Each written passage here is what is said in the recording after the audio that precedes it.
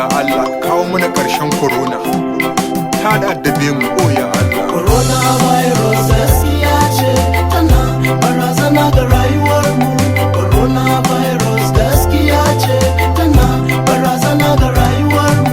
Mu daina yawancin kusan mutane, mu wanke hannayenmu ko da yaushe, mu dinga saka takunkumin fuska in za mu yi atishawa mu kare, mu dinga saka takunkumi na fuska in za mu yi tari sai mu kare. Idan dai mun kare kawunanmu za mu kubuta daga corona.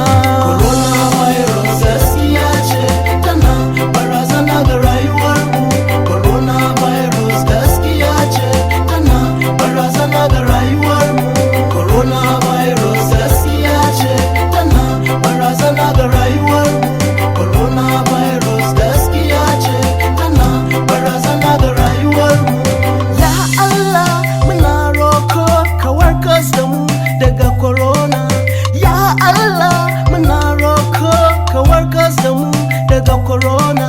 Corona ta sa mutane da yawa sun rasa ayyuka ba dalili. Corona ta sa mutane da yawa sun rasa rayuka ba dalili. Corona virus gaskiya ce ka warkas da mu daga corona.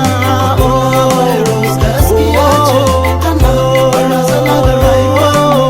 Corona virus gaskiya ce tana barazana ga rayuwarmu.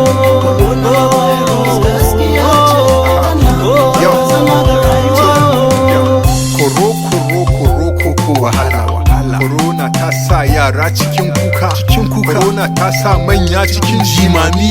Ta sa 'yan kasuwa yin asara. Corona ta sa ma'aikata rasa aikin yi.